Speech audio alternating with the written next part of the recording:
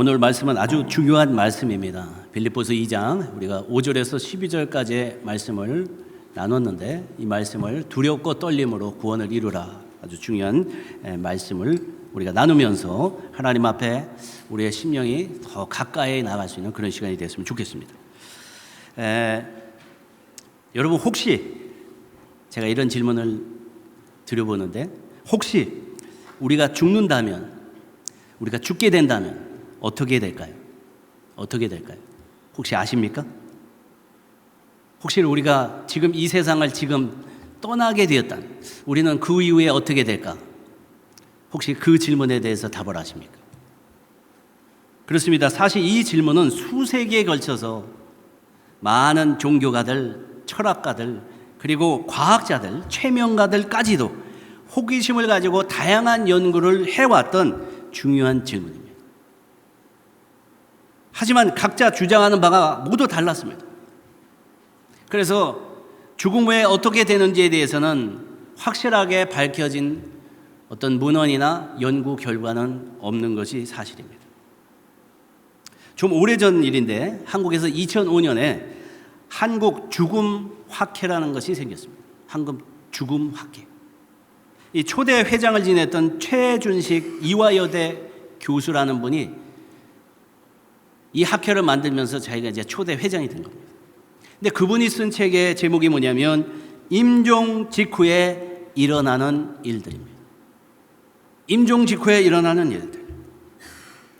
그래서 이 책에서 이 최준식 이화여대 교수는 어떤 이야기를 했냐면, 영화 속에서, 그러니까 여러분 아시는 영화일지 모르겠어요.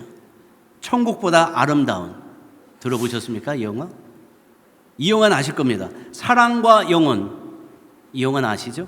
그리고 식스 센스 같은 영화, 다양한 영화들을 통해서 사례를 연구를 한 겁니다. 사례를 연구를 해서 그가 무엇을 얘기를 하냐면, 사람들이 갑작스럽게 죽음을 맞이할 때 우리가 어떻게 대처할 수 있나, 거기에 대해서 얘기를 하고 있습니다. 또 한 가지는 뭐냐면, 동시에 죽음이나 이 사후 세계에 관해서 고민하는 사람들에게 자신의 고민이 허황되거나 잘못된 것이 아니다, 그 얘기를 하고 있습니다. 그러니까 내가 죽으면 어떻게 되나 그 고민을 하는 사람들한테 그 고민은 허황된 게 아니야, 정말 필요한 거야, 그 얘기를 했다는 거죠. 그렇습니다. 우리가 부인할 수 없는 사실이 있습니다. 그것은 뭐냐면, 오늘 이 시간에도 많은 사람들과 우리가 만나서 질문을 해보게 되면 그 사람들은 죽음 뒤의 삶에 대해서 궁금해합니다. 죽음 뒤의 삶에 대해서 두려워하고 있다는 것입니다. 자, 그렇다면 여러분, 과연 죽는다는 것이 무엇일까요? 죽음 뒤에 무엇이 기다리고 있는 것일까요? 이 부분에 대해서 물리학자인 스티브 호킹스라고 하는 박사는 뭐라고 얘기했냐면, 인간의 뇌를 컴퓨터에 비유하면서 천국이나 사후 세계는 존재하지 않는다, 결론을 했습니다. 여러분들도 그렇게 믿으십니까? 여러분, 천국이나 사후 세계가 없을까요? 그런 반면에 과거부터 많은 종교가들은 무엇을 얘기하고 있냐면, 사후 세계가 존재하고 있다. 그래서 지금도 그것을 믿는 사람들이 많이 있다는 거예요. 여기서 말하는 사후 세계가 뭘까요? 그 정의를 찾아보니까 죽음을 맞이해도 거기서 끝이 아니라 영혼으로서 존재할 수 있는 세계, 그것을 얘기하더라고요. 그러니까 우리가 생각할 적에는 죽으면 다 끝난다고 생각하잖아요. 근데 사후세계라고 하는 단어는 뭐냐면, 우리가 죽는 그 순간이 끝나는 것이 아니라 또 다른 세계가 있다는 겁니다. 그게 사후세계라고. 그렇습니다. 우리가 잘 아는 히브리서 9장 27절의 말씀을 봐도 그 말씀은 이렇게 우리에게 말씀을 전하고 있습니다.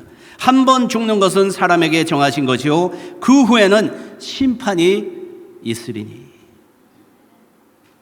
여러분, 우리 인간은 한 번은 다 죽게 돼 있다고 얘기하죠, 성경에서도. 근데 그게 끝이 아니라는 것입니다. 이 말의 의미는 어느 누구도 예외 없이 모두 언젠가는 죽음 앞에 설 수밖에 없다, 그 얘기를 하는 것입니다. 성경뿐만 아닙니다. 철학에서도 그 주장을 하고 있습니다. 그래서 이 죽음의 네 가지 특성을 그들은 이렇게 얘기하고 있습니다. 죽음이란 뭘까요? 철학자들은 무엇을 특성 네 가지를 들었을까요? 첫 번째, 죽음은 반드시 우리에게 찾아오는 것이다. 인간의 죽음은 피할 수 없다는 것이죠. 이것을 그들은 필연성 이렇게 얘기했습니다. 두 번째, 우리가 얼마나 살지를 모른다. 가변성. 세 번째는 뭘까요? 우리 인간은 언제 죽을지 모르는 존재다. 예측 불가능성. 여러분 혹시 아십니까? 내가 언제 죽을지 모른다는 것. 마지막 네 번째는 뭡니까? 우리가 어디서 어떻게 죽을지도 모른다. 이것을 편재성. 이 네 가지의 특성을 얘기했다는 것입니다. 이와 같은 주장의 결론은 뭘까요? 그 누구도 죽음이라는 것을 피할 수 없다. 그렇기 때문에 사람들이 가지는 질문이 바로 뭐냐? 지금 이 순간에도 내가 죽게 되면 어떻게 될까요? 왜요? 죽음을 피할 수 없다면 그런 질문을 던질 필요가 없습니다. 근심할 필요가 없습니다. 그런데 우리 주위에 봐도, 성경을 봐도, 철학자들도, 모든 사람들이 인간은 한번 죽는다는 것을 얘기해요. 여러분, 옆 사람들한테도 한번 물어보세요. 우리가 죽음을 맞이한다면 어떻게 될까요? 어떻게 될까요? 자, 그래서 우리가 알아야 될 중요한 사실이 있는 겁니다. 그것이 뭐냐면 성경에서 이야기하고 있는 죽음에 대해서. 성경은 뭐라고 얘기할까요? 죽음을 죄의 삭시다 이렇게 얘기하고 있다. 죽음이 뭐예요? 죄의 삭시다. 이 죽음에 죄의 삭시라는 것이 있다는 것입니다. 이 말씀은 우리가 잘 아는 로마서 6장 23절에 있는 구절을 여러분들에게 소개하고 있는 것입니다. 여기서 삭시라는 건 뭡니까? 죄에 대한 결과나 대가를 의미하는 겁니다. 그러니까 우리가 죄를 지었기 때문에 그 죄가 역할을 했다는 것입니다. 그 역할이 뭐냐? 죄의 역할이 뭐냐면 하나님과의 관계를 단절시켜, 그리고 또 한 가지 육체적인 죽음을 초래하게 되었다. 그 얘기를 하는 것이죠. 그래서 죽음은 죄의 삭시라는 이 구절은 죄로 인해 인간은 죽음이라고 하는 대가를 치를 수 있게 되었다. 치러야만 됐다.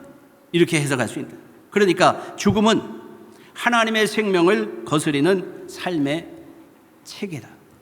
이 이야기 뭐냐면 하나님께서는 사실은 그걸 원하지 않으셨다는 것입니다. 그래서 죽음이 그러한 것이기 때문에 우리는 역설적으로 다시 한번 생각해 보면 어떤 주장을 할 수 있냐면 하나님께서 우리를 위해서 가능성을 열어 놓으셨다. 그게 뭘까요? 구원이라는 것입니다. 여러분 가만히 생각해 보세요. 이렇게 성경에서 죽음의 원인이 죄의 삭시다 이렇게 얘기한다면 죽음의 문제를 풀어야 될 이유가 있는 거잖아요. 그죠? 근데 이 죽음의 문제를 풀 방법도 있다는 겁니다. 이렇게 생각할 수 있는 게 합리적인 생각 아닙니까? 그게 뭘까? 창세기의 말씀 보십시오. 하나님께서 처음에 창조를 하셨을 때 세상은 매우 아름답고 흡족한 세계였다 그랬습니다. 흡족한.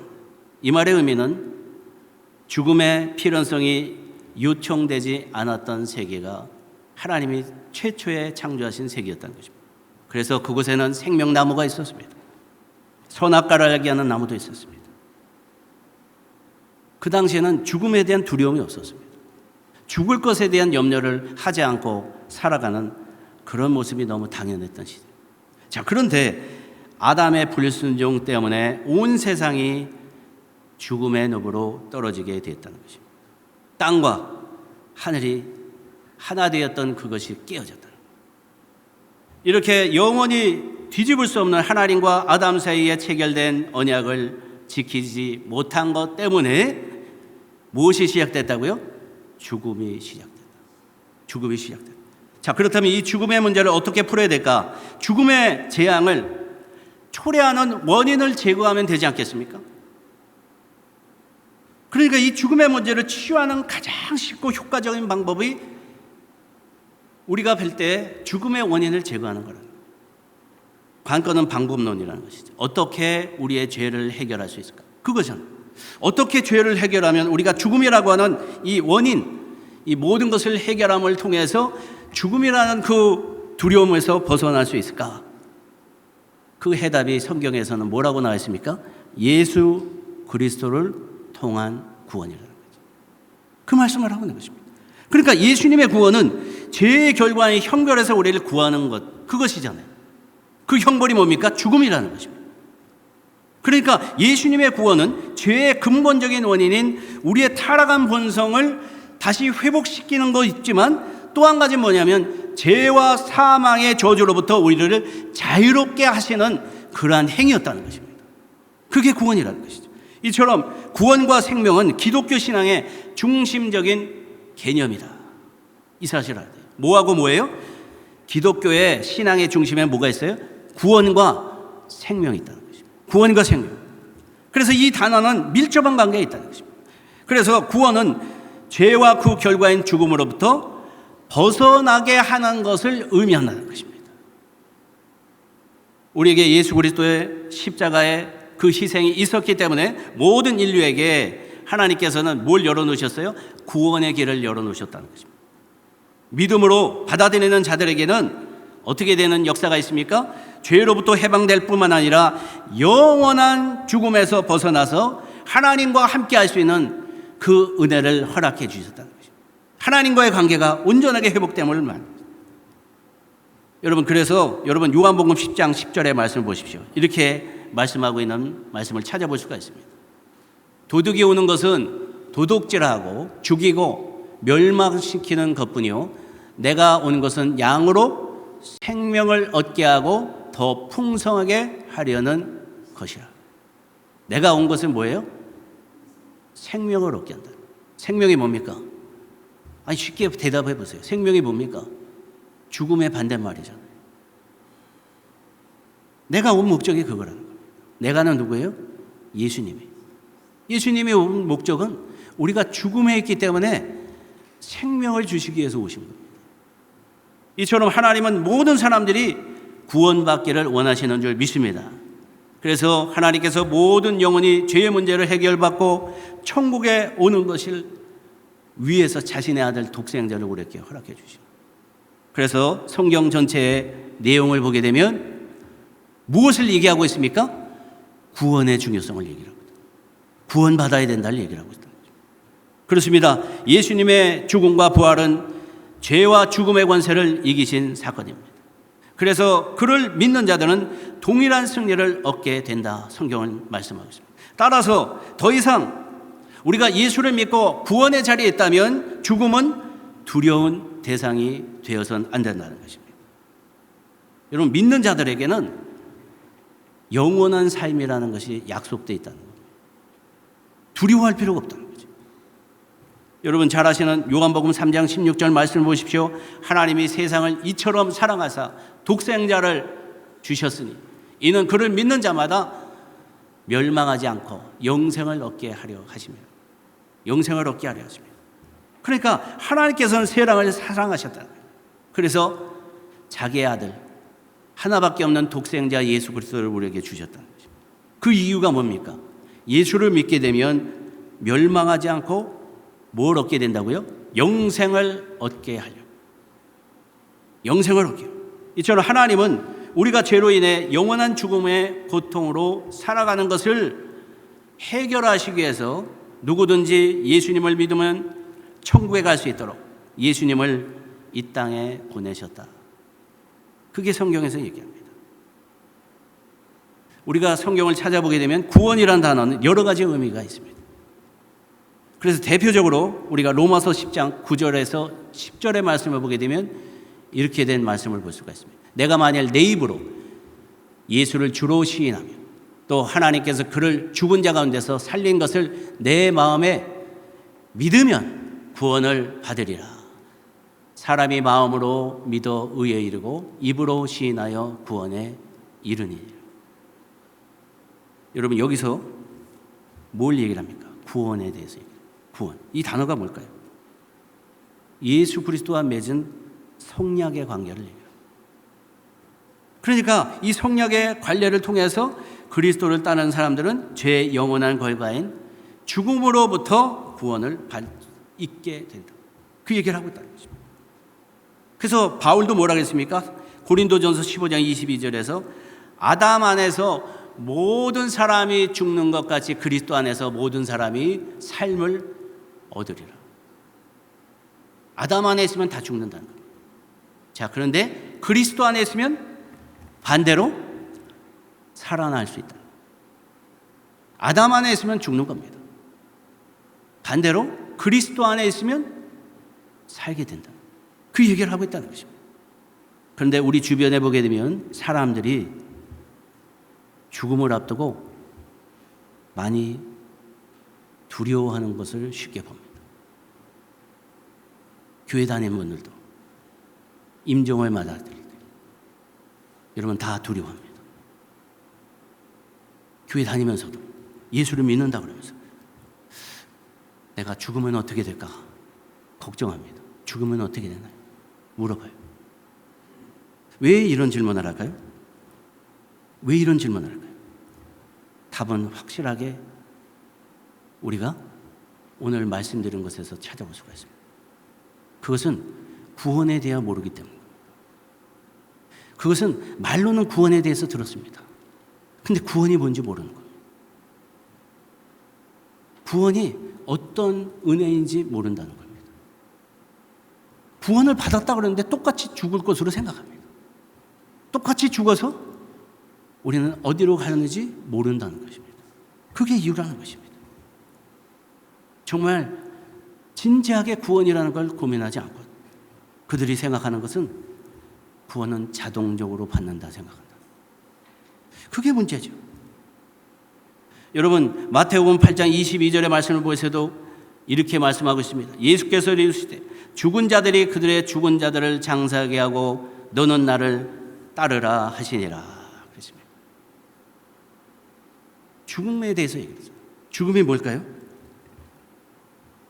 우리는 죽음을 두 가지로 그 의미를 찾아볼 수가 있습니다. 첫 번째 죽음의 의미는 하나님과 단절된 상태를 성경에서는 죽음이라고 해요. 두 번째는 뭘까요? 죽음의 의미는 이 땅에서 생명이 끝난 것을 죽음이라고 얘기해요. 두 가지입니다. 그래서 성경을 연구해 보게 되면 이 죽음에 세 가지 유형이 나타납니다. 어떻게 나타날까요? 처음에 첫 번째 뭐냐면 첫 번째 유형은 영적으로 죽은 것을 우리가 유형을 첫 번째로 찾아볼 수가 있어요. 자, 두 번째는 뭐냐? 육체적으로 죽는 죽음에 대해서 소개를 하고 있습니다. 세 번째는 뭘까요? 영원한 죽음에 대해서 이야기를 하고 있다. 영원한 죽음. 여기서 영적 죽음이란 뭘까요? 하나님과 관계가 단절된 것을 얘기합니다. 하나님과 관계가 단절됐다. 우리가 하나님 앞에 창조받은 인간이잖아요. 근데 하나님께서 우리를 창조했을 때 처음에는 어땠냐면 하나님과 영적으로 연결되어 있었습니다. 연결되어 있었어요. 그래서 하나님으로부터 모든 영적 영양분을 공급받으면서 살았다. 그게 정상이었습니다. 공급받고 그 속에서 삶의 의미도 깨닫고 방향도 깨닫고 자 그러고 살았는데 문제가 생겼습니다. 어떤 문제입니까? 하나님과의 관계가 단절이 되어버렸습니다. 자 그러면서 우리에게 영적 공급이 끊어지게 되었습니다.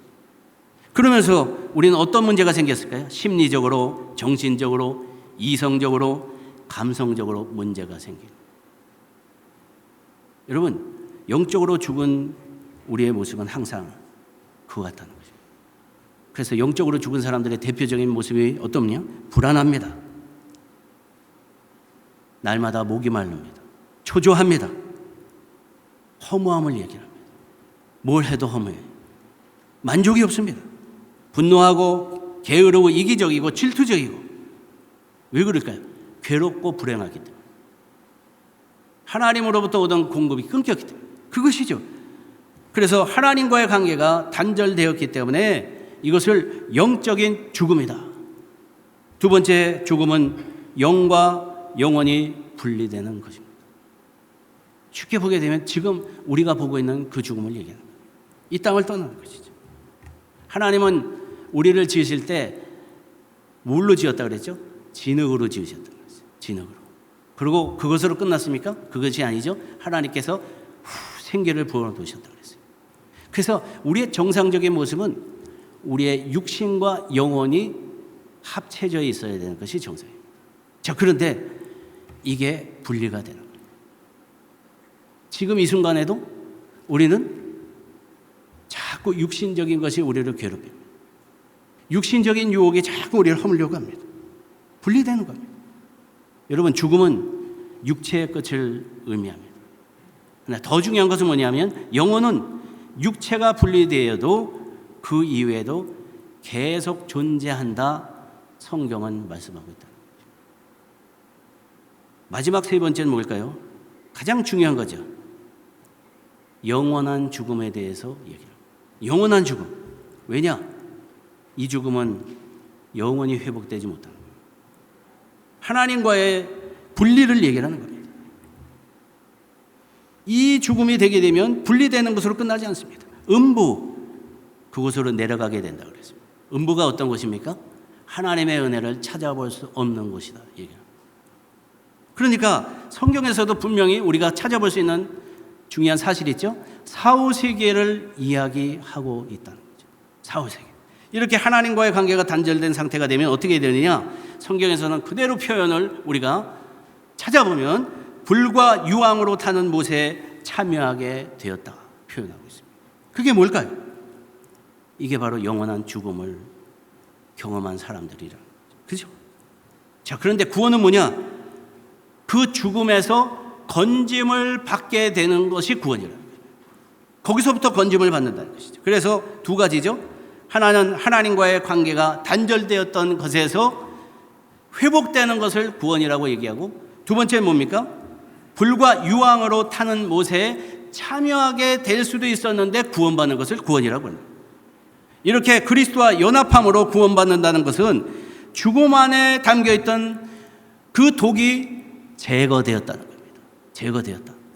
그래서 그리스도와 더 깊은 연합을 이루고 이 연합을 통해서 우리가 이제는 영원한 생명의 자리로 가게 되었다는 것입니다.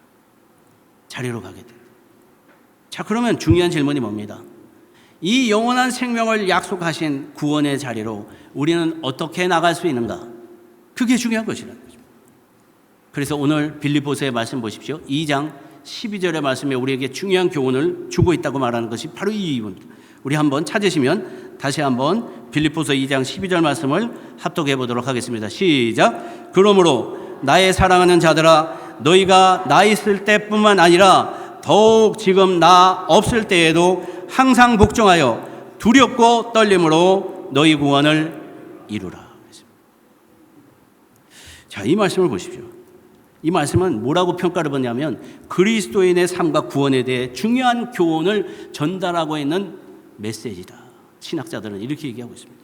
자, 그런데 본문을 보게 되면 구원이 우리가 얻는 것과 좀 다르게 설명되어 있다는 것을 찾아볼 수가 있습니다. 무엇이죠? 구원을 얻는 것인데 두렵고 떨림으로 너희 구원을 이루라고 말씀합니다. 이게 다르죠. 왜냐? 우리는 구원은 자동으로 해결되는 문제로 알고 있었거든요. 그렇지 않습니까? 일부 사람들은 그렇게 생각하잖아요. 그래서 뭐라고 얘기합니까? 자신이 선하게 살면, 그죠? 도덕적인 삶을 살아가면. 또 다른 사람들은 뭐라고 그래요? 나는 3대째, 4대째. 예? 나는 교회에서 직분을 받았는데. 우린 이렇게 생각하지 않습니까? 교회를 나오는데. 예? 아, 그런 이유를 가지고 뭐라고 얘기합니까? 구원은 자동이다. 오토매티컬이. 그렇기 때문에 이 부분이 좀 이해가 안 갈 수 있다는 것입니다. 그러나 지금 기독교계에서 가장 심각한 문제로 지적하고 있는 문제가 뭔지 아십니까? 구원에 대한 진지한 고민이 없는 시대가 지금의 시대다. 뭐가 없다고요? 구원에 대한 진지한 고민이 없다는 거예요. 정말 내가 구원받았는지에 대해 관심이 없다는 거예요. 우리가 예수를 믿는 이유가 뭡니까, 여러분? 오늘 이 아침에도 우리가 예배를 드리는 이유가 뭡니까? 예수 믿고 구원받아야 되기 때문에. 여러분, 그거 사실 아닙니까? 근데 이것을 잊고 우리가 신앙생활하는 경우가 많이 있다는 것입니다. 그래서 오늘 이 말씀이 우리에게 중요한 것입니다. 빌립보서 2장 12절에 두렵고 떨림으로 너희 구원을 이루라 그랬어요. 이루라. 그렇습니다. 오늘 본문은 우리에게 구원은 은혜로 주어지는 것은 맞습니다. 그런데 인간의 책임과 결단이 그 속에 배제되어 있다, 그렇게 얘기하지는 않는다는 사실을 우리에게 가르쳐 주고 있다는 것입니다. 구원은 자동 판매기가 아닙니다. 구원은 우리가 믿음과 순종과 결단을 가지고 성령의 인도하심 가운데 얻게 되는 것입니다. 그것을 얘기하고 있다는 것이죠. 정말 진지한 고민 없이 내 삶을 뒤돌아볼 때 내 삶을 간증하면서도 나는 구원의 간증이 없는 그런 삶을 가지고도 나는 구원받았다 얘기하는 그 모습은 정상일 수 없다는 것이죠. 여러분, 구원이 왜 중요하다고 그랬죠? 우리가 영원히 죽을 수 있기 때문에. 여러분, 죽음의 두려움에서 벗어날 수 있기 때문에. 그러나 우리의 마음속에는 정말 그것이 중요한지 깨닫지 못하는 것입니다. 그렇습니다. 두렵고 떨림으로 구원을 이루라. 이 말씀은 우리의 생활에 중요한 변화가 일어나야 됨을 말씀하고 있다는 것입니다. 이 말씀이 우리의 삶에서 실천적으로 적용돼야 된다는 것을 말씀하고 있다는 것입니다. 그럴 때 나는 내가 지금 죽는다 그래도 두려우지 않을 수 있다는 것이죠. 확신으로 나는 주님 앞에 갈 것이다를 확신할 수 있다는 것입니다. 가끔가다 물어봅니다. 성도님들한테. 혹시 오늘 예수님이 오시면 준비되셨습니까? 놀라운 건 뭐냐? 거기에 답을 못 하시는 분들이 많이 있다는 겁니다. 그 사실은 뭘 얘기를 할까요? 나는 구원받았는지 잘 모릅니다. 구원의 의미가 모릅니다. 구원받으세요는 교회 나오세요가 아닙니다. 구원받았습니까? 저는 교회에서 직분을 받았습니다. 그 뜻이 아닙니다. 정말 나는 예수를 믿습니다. 저는 예수님께서 우리를 천국으로 인도할 것을 믿습니다. 그 고백이 바로 구원의 간증입니다. 예수님은 우리의 죄를 대신 짊어지시고 십자가에서 죽으심으로 죽음의 권세를 깨뜨리셨습니다.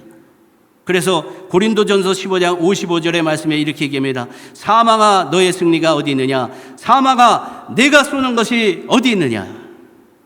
그렇습니다. 우리는 구원으로 죽음을 뛰어넘을 수가 있다고 성경은 이야기하고 있습니다. 그렇기 때문에 죽음은 더 이상 우리에게 두려움이 되어서는 안 된다는 거죠.